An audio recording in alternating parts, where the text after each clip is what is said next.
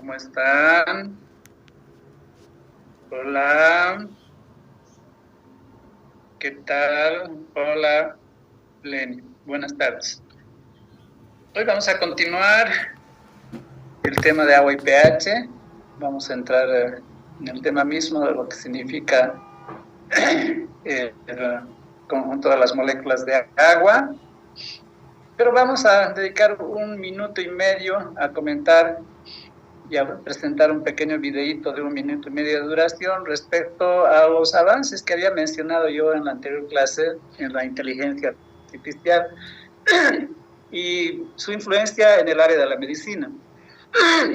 No voy a hablar del resto, que es una influencia monstruosa, enorme, pero les había dicho de que ya hay vigente un instrumento llamado AlphaFold de plegar, que va a permitir trabajar de una forma muchísimo más rápida de lo que se hacía con el diseño de nuevas proteínas que puedan ser utilizadas para el tratamiento de numerosísimas enfermedades. Pero lo que quiero comentarles ahora es de que eso no es todo. En estos días ha salido oficialmente por Microsoft un chip cuántico llamado Majorana. Es algo que cuando uno se mete a estudiar lo que significa eso, nos deja sin palabras, especialmente en el campo médico otra vuelta. No voy a hablar del resto, que hay muchísimo que hablar, pero es un chip cuántico que va a multiplicar por millones de veces la capacidad de las computadoras tradicionales y por supuesto va a facilitar el desarrollo monstruoso de la inteligencia artificial. Va a tener consecuencias importantes dentro del campo de la medicina, dentro del campo de ustedes van a ser los directos afectados, digamos, ojalá de buena manera, siempre. Entonces, les compartiré esto que tiene 1 minuto 26 segundos. Este es un médico que está comentando el chip cuántico Majorana. Avanza revolucionario, no podemos ignorar la otra cara de la moneda, la seguridad. El mismo poder que permitiría a Majorana One revolucionar la medicina y la ciencia de materiales, también podría desencriptar algoritmos que hoy protegen nuestras comunicaciones, datos bancarios y secretos gubernamentales. La carrera ya ha comenzado. Mientras Microsoft desarrolla su computadora cuántica, expertos en seguridad de todo el mundo trabajan contrarreloj para crear algoritmos poco cuánticos resistentes a estos nuevos sistemas. La pregunta no es si nuestros actuales sistemas de encriptación caerán ante el poder cuántico, sino cuándo. ¿Lograremos desarrollar defensas efectivas antes que el poder cuántico caiga en las manos equivocadas? ¿O veremos un escenario de día cero global, donde infraestructuras enteras colapsen ante ataques imposibles de detener? Esta no es ciencia ficción. Agencias como la NSA ya están implementando estrategias de migración a algoritmos post-cuánticos, y el NIST ha seleccionado a los primeros candidatos para proteger nuestro futuro digital. La revolución cuántica está llegando y mientras sus beneficios son inmensos, también nos obliga replanteando todo lo que sabemos sobre seguridad digital. La pregunta es, ¿estaremos preparados? Si te ha gustado este análisis, no olvides dejar comentarios sobre cómo crees que la computación cuántica afectará nuestra seguridad en el futuro. Nos vemos en otro video. Ok. Bien, esto era lo que quería compartirles. Ahora nos vamos directamente a nuestras actividades académicas.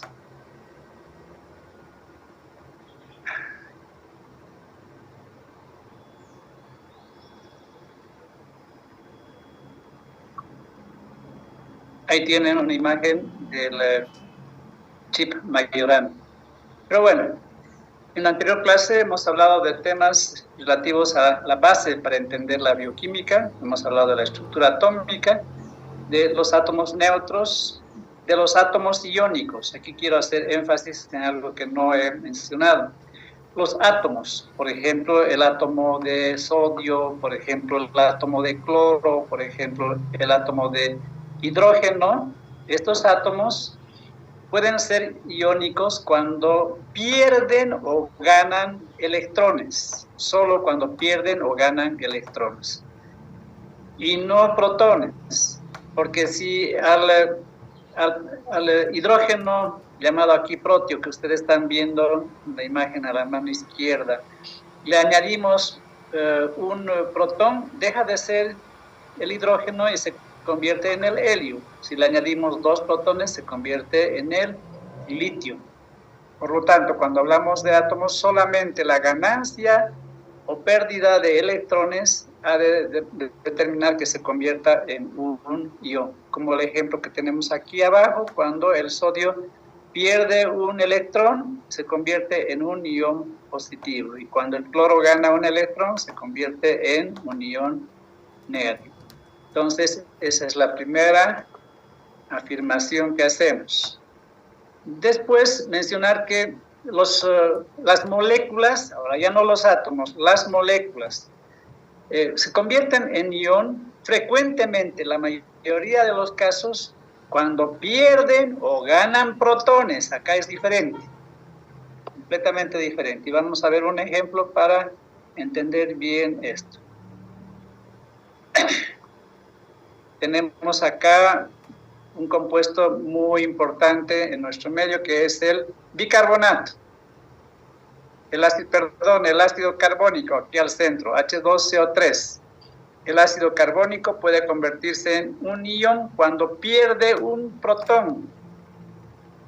El bicarbonato deja que se vaya un protón, lo dona al medio, que no se lleva su electrón, o sea, solamente es el núcleo.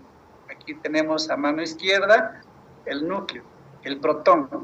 Se ha quedado con este compuesto, el electrón, por eso tiene una carga negativa en exceso. Este es un ejemplo de cómo las moléculas pueden convertirse también en iones, pero ya no a diferencia de los iones moleculares atómicos, aquí solamente la mayoría de los casos por pérdida o ganancia de protones. Tenemos acá otro ejemplo con el ion amonio, con el amoníaco, que puede ganar un protón y se convierte en NH4. Entonces, eso es lo que quería recalcar, que no he mencionado en la anterior clase. Y vamos avanzando entonces en nuestro tema. Hemos quedado hablando del agua. Entonces, vamos a indicar que el agua es para la vida imprescindible, por lo menos para la vida como la conocemos en este universo. Es una sustancia es una sustancia extremadamente especial. Es la única sustancia que tiene la característica de no hundirse cuando aumenta, cuando se congela, cuando aumenta de densidad. Todas las otras sustancias, cuando en una solución líquida de un metal se vierte una solución sólida del mismo metal, esa sustancia sólida, no solución, va a hundirse. ¿Por qué? Porque en el estado sólido ha aumentado la densidad.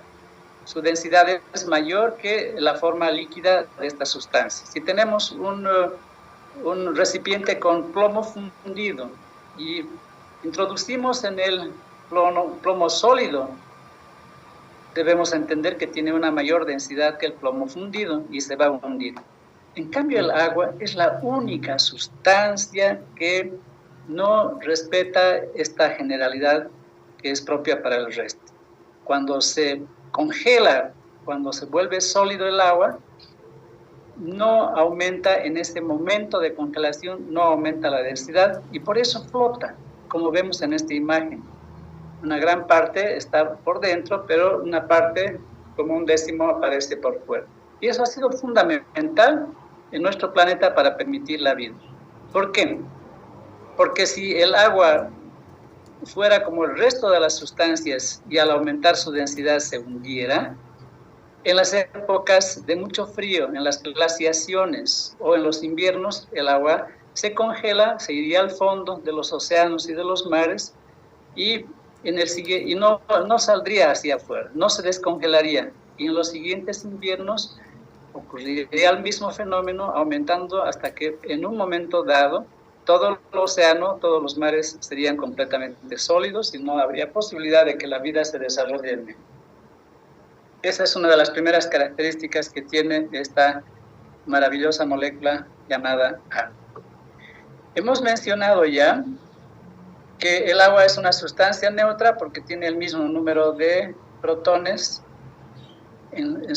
La suma de los protones de los dos hidrógenos más los del agua, más los del oxígeno, dan exactamente el mismo número que los electrones, que el conjunto de los electrones de los tres compuestos. Por lo tanto, es una molécula neutra. Pero ya les dije de que, por razones termodinámicas, solamente dos de los electrones de la molécula de agua comparten un enlace covalente con los electrones respectivos de los dos hidrógenos. Y el resto, los 5 electrones, especialmente estos 4 de la capa más externa, están ubicados al otro lado, en este lado, mejor dicho, de la molécula agua, dándole una polaridad a esta zona. No estamos hablando de ion, estamos simplemente una polaridad negativa. En cambio, aquí hay un predominio de los núcleos de ambos protones, lo que significa una región con polaridad positiva. El agua entonces es un dipolo, es una cualidad trascendental. Esto permite entonces que el polo negativo se relacione con sustancias que tienen una carga iónica positiva. Positivo y negativo se atraen. Y no solamente con las sustancias iónicas, sino también con otras sustancias polares. Entonces, el agua es un perfecto solvente para sustancias iónicas y polares.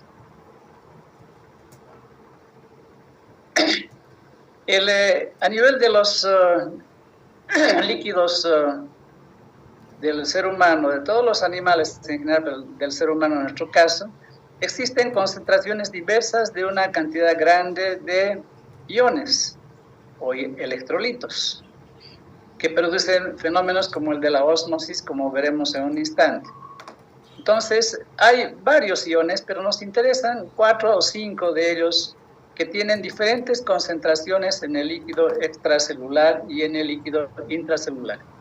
Eso permite entonces que la vida se desarrolle adecuadamente por los múltiples efectos que tiene esta diferente concentración. Y los fenómenos de ósmosis. Veremos ahora en la siguiente imagen cuáles son las concentraciones estándar. En una fotografía que se puede tomar en un instante de una célula, por ejemplo, una neurona o por ejemplo una célula del músculo cardíaco, podemos encontrar que en cierto instante, en una célula en reposo, vamos a tener una media de 145 miliequivalentes por litro en el líquido extracelular. Y en el líquido intracelular, la concentración del sodio es menor, aproximadamente 12, si quieren memorizan 10, así es más fácil, en el miliequivalentes por litro. En cambio, el potasio al revés. El potasio es más bajo en el líquido extracelular, llega a una media de 4. Si ustedes quieren memorizar 5, para mí está perfecto, porque esto es variable, ligeramente variable. Y adentro es un poco al revés del sodio. Adentro tiene mayor concentración, 150. Si ustedes quieren memorizar 145, entonces va siendo más fácil esto, porque esto es lo que hay que saber siempre. Esto hay que saber para siempre. El calcio, dos cargas positivas, el calcio iónico, en el líquido extracelular, 5 miliequivalentes por litro. En el líquido intracelular, casi nada, 0,001. Entonces, eso nos permitirá entender por qué cuando se abre un canal de calcio, ingresa a la célula y produce trabajo. Esa es la esencia. En todos estos casos, el sodio, cuando se abre un canal de sodio e ingresa a la célula, va a producir trabajo. ¿Pero por qué trabajo? Porque estamos hablando de cargas eléctricas. Es como si fueran las cargas eléctricas de una batería. Sodio positivo, potasio positivo, calcio positivo. El cloro negativo. El cloro en el líquido extracelular está en una media de 105 miliequivalentes por litro. Y en el intracelular, 5. Entonces estamos viendo que las cifras son relativamente fáciles de memorizar. Por eso cuando se abre un canal de cloro, el cloro ingresa como una corriente eléctrica al interior de la célula y ya veremos más adelante que lo que produce es una hiperpolarización y una inhibición de las células. En el caso de las neuronas, por eso dormimos. Otro ion importante en este caso molecular es el bicarbonato, HCO3 negativo. Por fuera, 25 miliequivalentes por litro y por dentro 12 miliequivalentes por litro. Fósforo inorgánico 2 y 100. Y el pH, que lo vamos a ver más adelante, 7.45, digamos, con alguna variante en el líquido intracelular. Muy bien. Entonces, cuando no se abren canales, que son proteínas, todos los canales de sodio, potasio, calcio, cloro, son canales proteicos, son proteínas que están haciendo de canal para que cuando se abra ese canal pueda ingresar o salir un ion.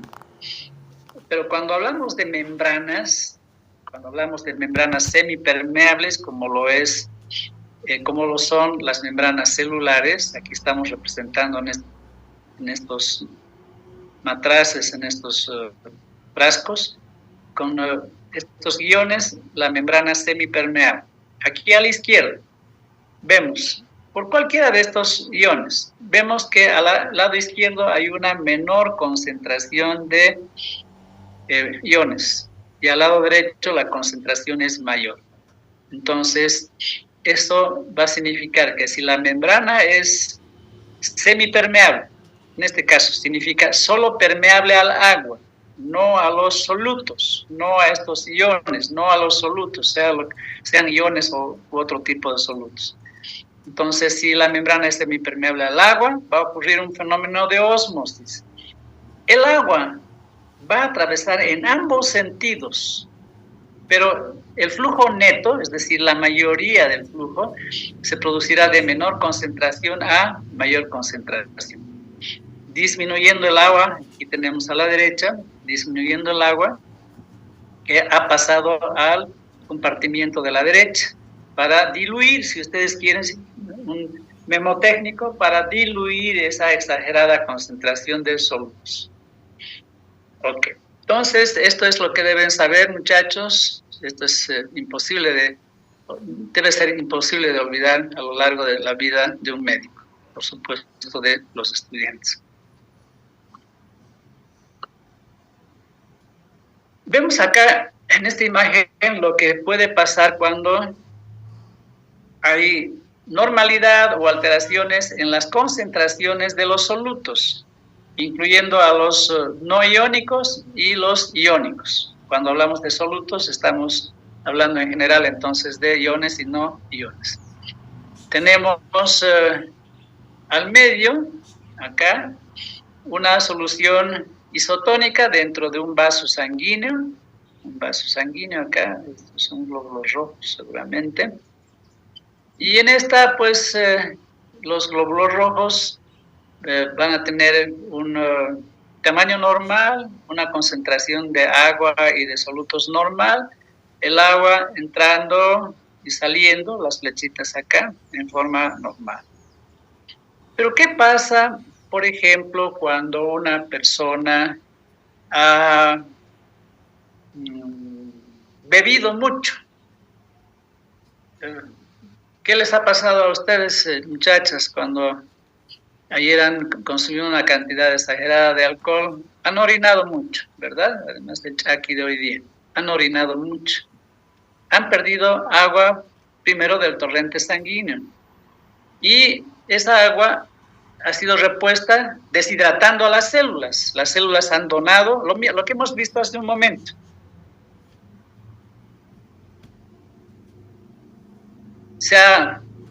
Supongamos que esta es la sangre y estas son las neuronas. Acá, en este compartimiento es la sangre y en este compartimiento son las neuronas, en el cerebro. Ocurre en todo el organismo, pero el ejemplo del chaki, del dolor de cabeza, se explica así. Cuando se deshidrata la sangre porque han orinado demasiado por consumo de alcohol, va a ocurrir la ósmosis desde el interior de las células, neuronas en nuestro ejemplo, y ellas van a quedar entonces deshidratadas por aumentar el volumen de sangre de una persona que está orinando. Entonces ocurre esto de acá. En este caso tenemos glóbulos rojos, pero pueden imaginarse neuronas que se han deshidratado porque el agua ha salido para compensar la falta de agua en el torrente circulatorio porque han estado orinando demasiado. ¿Okay? Aquí dice, hipertónico, el medio externo tiene mayor concentración que al interior de las células. Vámonos a la derecha. Una solución hipotónica. En este caso, el medio externo está menos concentrado que el interior de las células, por lo que el agua va a fluir al interior de las células y va a producir el aumento de volumen, el edema y probablemente la lisis de esas células, la lisis de los glóbulos rojos, la lisis del tejido cardíaco. Un poco es lo que sucede cuando hay un infarto de miocardio, deja de haber ATP por falta de flujo sanguíneo. El ATP es la molécula por excelencia energética que permite el funcionamiento de todas las células. En el caso del músculo cardíaco, permite que una vez que se ha producido la contracción del músculo cardíaco, se relaje a través de que el ATP bombea iones desde el interior de la célula hacia el exterior. ¿Ok? Repito nuevamente. Una vez que se ha producido la contracción, el músculo cardíaco se relaja. Y para que esto suceda, el ATP debe bombear los iones que entraron. Normalmente ocurre eso durante toda nuestra vida.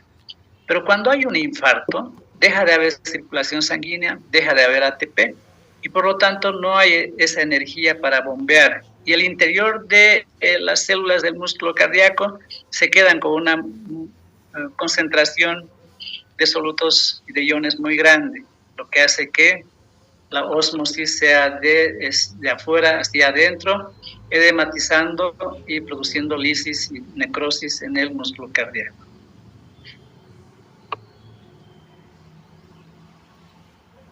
El agua, seguimos con el agua. El agua, por esa característica que hemos visto, puede producir enlaces de hidrógeno.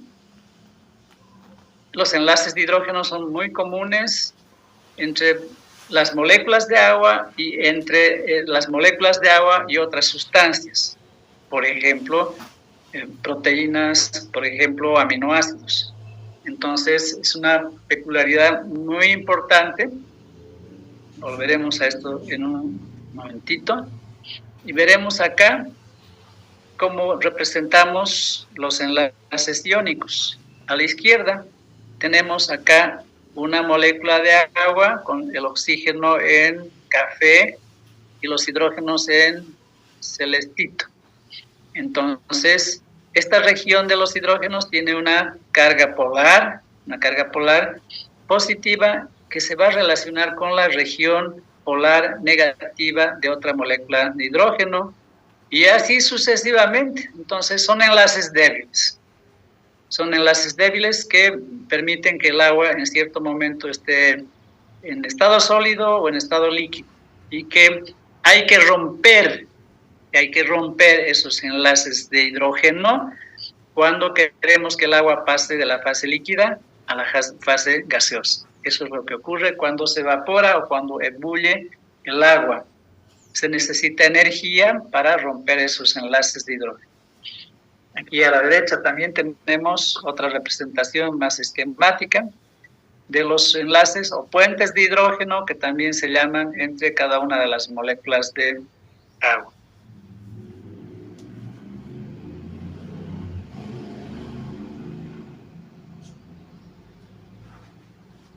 Entonces hemos indicado que son enlaces débiles y que están más débiles después de los enlaces de Van der Waals. Hemos indicado que define cualidades del agua, los estados del agua, el estado sólido, el estado líquido y el estado gaseoso. gaseoso cuando rompen los enlaces de hidrógeno. Y un comentario en relación a la presión atmosférica. Para que el agua ebulla o se evapore, no solamente es necesario romper los enlaces de hidrógeno, ¿sí? No, hay que vencer la presión atmosférica. Imagínense un recipiente, imagínense este recipiente acá, aquí fuego para hacer ebullir el agua, tiene solutos. Este recipiente entonces necesita recibir calor para que puedan romperse los enlaces de hidrógeno y el agua salir en forma gaseosa. Pero en el recipiente hay una presión hacia abajo, hacia todos los lados, pero hacia abajo, hacia el líquido. Por lo que aquí se añade el fenómeno de que la ebullición, la evaporación del agua, además de romper los enlaces de hidrógeno, debe vencer la presión atmosférica, la que produce el aire que respiramos. Por eso es de que a nivel del mar, cuando la presión atmosférica es mayor, porque estamos muy abajo y hay toda una atmósfera hacia arriba, a nivel del mar el agua hierve, ebulle a 100 grados centígrados, pero no así en La Paz. En La Paz estamos muy alto, estamos cerca de 4.000 metros sobre el nivel del mar, hay menos aire, hay menos presión atmosférica. Por lo tanto, el agua ebulle allá a una temperatura menor, probablemente unos 92 grados centígrados. No estoy muy seguro, pero con seguridad está cerca de esta cifra. Para que no se olviden, los que alguna vez han tomado api acá en Cochabamba o en Santa Cruz, saben la diferencia de tomar un api en Oruro. En Oruro el api hirviendo es posible de ser tomado con un poco de cuidado, en cambio acá o en Santa Cruz no, porque la ebullición es a menor temperatura en estas regiones elevadas. Okay.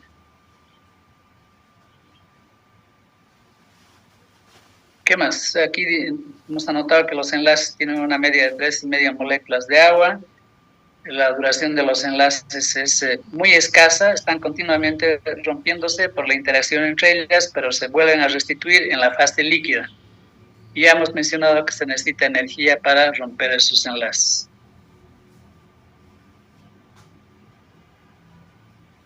Aquí la imagen es solo para repetir, decirles que en el estado sólido, acá, en el estado sólido hay esta arquitectura formando cristales sólidos del agua. En estado líquido esto está moviéndose. Aquí de pronto tenemos una fuente de hidrógeno, un enlace de hidrógeno acá y de pronto se rompe y tenemos esta molécula que vuelve a formar otro puente de hidrógeno. Entonces, por eso el agua es fluida. Por eso permite que en ella, por ser fluida, a temperatura normal de un ser humano, pueda permitir, mejor dicho, una enorme cantidad de reacciones químicas o de transporte. Y en estado gaseoso tenemos aquí a la derecha.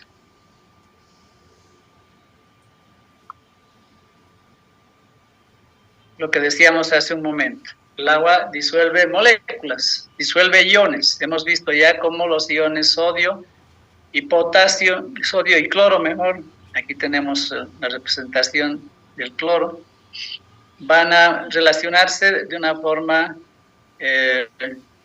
dada por la característica del cloro, que es un ion negativo, y por las características de la región de los protones de cada uno de los hidrógenos que tienen una región positiva. Estamos viendo acá entonces el cloro, ion negativo, relacionándose con un hidrógeno acá, otro hidrógeno acá, otro acá y otro acá. Lo contrario ocurre con el sodio positivo, que se va a relacionar con la región del oxígeno de cada uno de estas sustancias. Por eso el agua permite la disolución de todos los iones que hemos estudiado hasta este momento y de las moléculas iónicas o polares, permitiendo entonces de que estas sustancias iónicas y polares puedan fluir relacionarse, producir reacciones químicas, transportarse, etc. Aquí tenemos un ejemplo del azúcar, la sacarosa, el azúcar común de nuestro desayuno, una molécula de glucosa, otra de fructosa, que por tener regiones polares, acá vamos a ampliar esto, aquí tenemos estos grupos alcohólicos o hidroxilos, tiene una región polar cerca del oxígeno que se relaciona con la región negativa de la molécula de agua. Por eso la glucosa, por eso la sacarosa se disuelven bien en nuestra taza de café todos los días y en los líquidos corporales cuando consumimos esto para nuestra alimentación. Importante cualidad.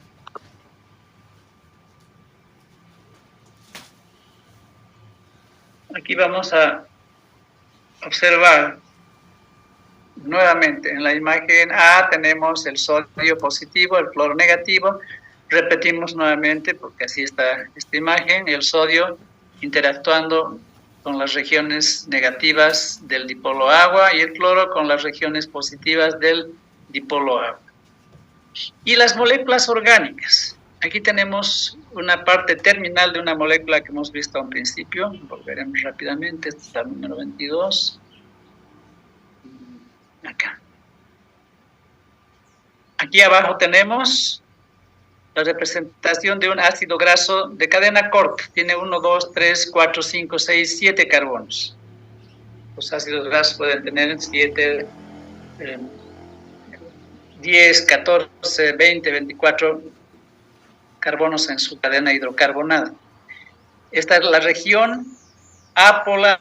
Dijimos que no tiene una región polar alguna porque los enlaces son perfectamente covalentes, equilibrados. No hay regiones con mayor o menor concentración de electrones. Pero el grupo ácido carboxílico, que es la cabecita, digamos, del ácido graso, es COOH. Y aquí hay una región polar en este oxígeno y en este otro oxígeno del grupo hidroxilo hay otra región polar. No la vemos, no la hemos representado, pero es una región polar. Por lo que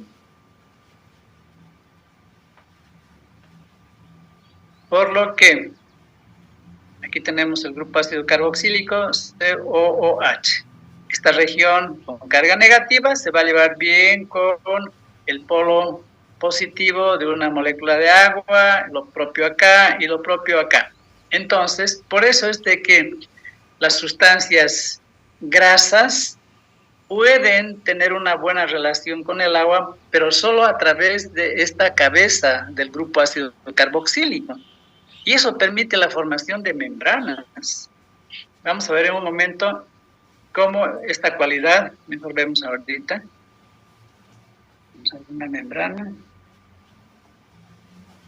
Acá tenemos una membrana, esta es la región ácidos grasos con la colita hidrocarbonada hacia el interior de la doble capa lipídica y en la parte externa en contacto con el agua el grupo ácido carboxílico. Todos estos son ácidos grasos. Y lo propio hacia adentro de la célula. La región del grupo ácido carboxílico acá en las bolitas, llevándose bien con el agua y la otra parte no, apuntando hacia el centro. Entonces, eso es lo que sucede en esta representación. Y a la derecha tenemos moléculas no polares, por ejemplo, esa cadena hidrocarbonada no polar, que no va a llevarse bien con el agua, no va a tener una relación adecuada, va a ser más bien hidrofóbica, no lipofílica, hidrofóbica. Esa es otra característica trascendental en la bioquímica de las moléculas en general.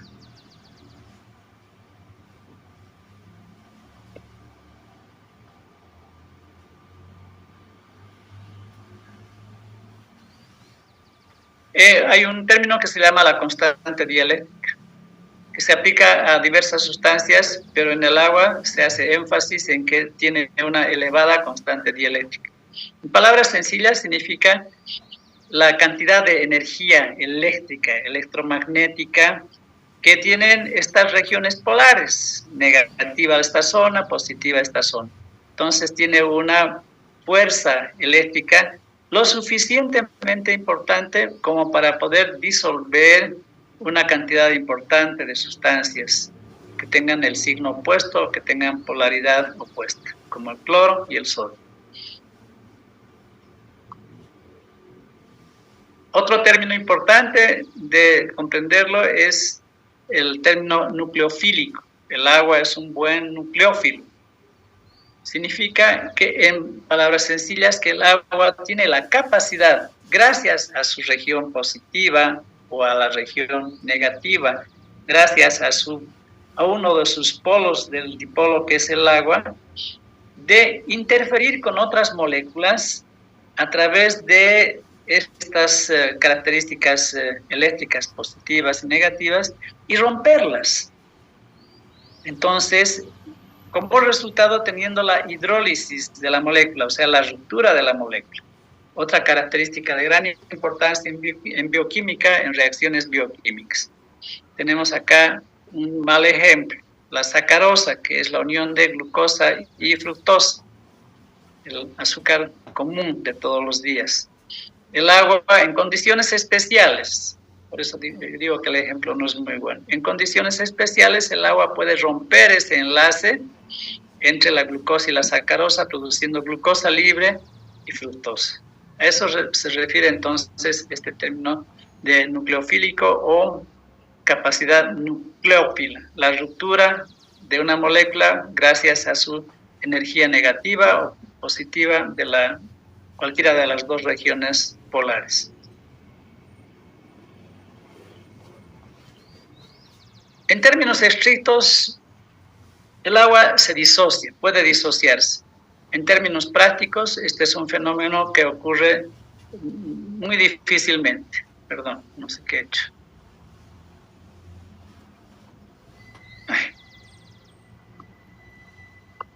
Ok. En términos generales, indicarles de que la probabilidad que el agua se disocie comportándose como un ácido es de apenas 1,8 por 10 elevado a la menos 9. Entonces, ocurre, pero ocurre de una forma muy excepcional, conformando lo que conocemos como el ion hidronio y el ion hidroxilo. Hidronio H3O positivo, hidroxilo OH negativo. Entonces, en forma más común, representamos esta disociación del agua como la donación por parte de la molécula de agua, como si fuera un ácido, de un protón al medio. Entonces, la disociación del agua, repetimos, es un fenómeno raro, pero ocurre. En términos prácticos, donando un protón al medio, aunque se representa como H3O positivo más OH negativo. Ya lo hemos indicado en ese momento, el agua se relaciona con sustancias anfipáticas. La palabra anfipática da la idea de dos partes, anfiteatro, la parte de arriba y la parte de abajo, anfótero, anfipática, entonces aquí hace referencia a que sustancias que tienen una región no polar y una región polar. Entonces, el ejemplo más importante son los ácidos grasos, pero los aminoácidos también, varios de ellos tienen esa característica anfipática.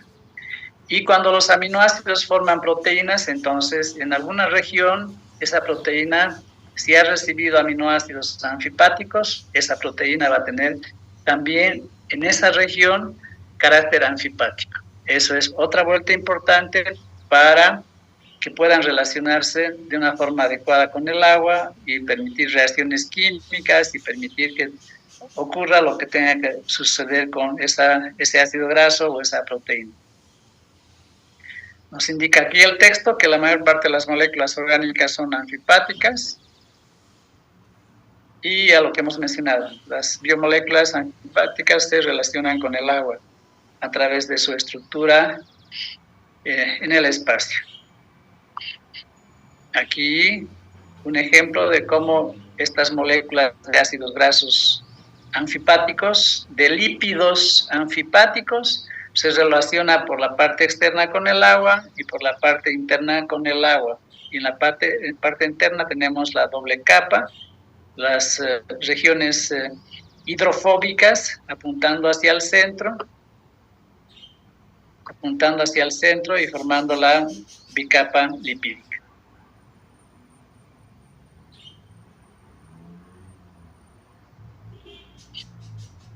Más adelante veremos los ejemplos que permitan entender la gran importancia de estos compuestos. En el lado derecho tenemos una proteína, la albúmina, la proteína más abundante de la sangre, conformada por muchos aminoácidos con características diferentes cada uno de ellos, que permite, lo que mencioné en la clase anterior y al inicio hoy día, que se pliegue, que se doble sobre su propio eje y que se pliegue hasta tener una forma perfecta. Solo así esta albúmina va a poder cumplir su función, o cualquier otra proteína de las 20.000 proteínas codificadas por los 20.000 genes de nuestro código genético.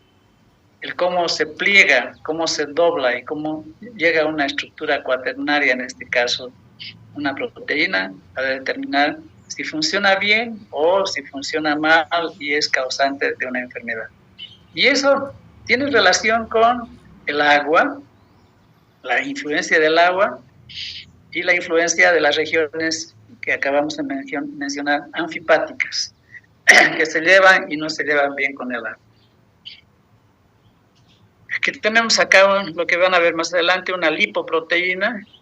Tenemos en azul las proteínas que en la parte externa tendrán zonas hidrofílicas que se llevan bien con el agua, y en la parte interna regiones hidrofóbicas, y almacenando estas lipoproteínas, grasas, triglicéridos, colesterol, para que en la sangre puedan ir y llevar este cargamento a distintas regiones del organismo.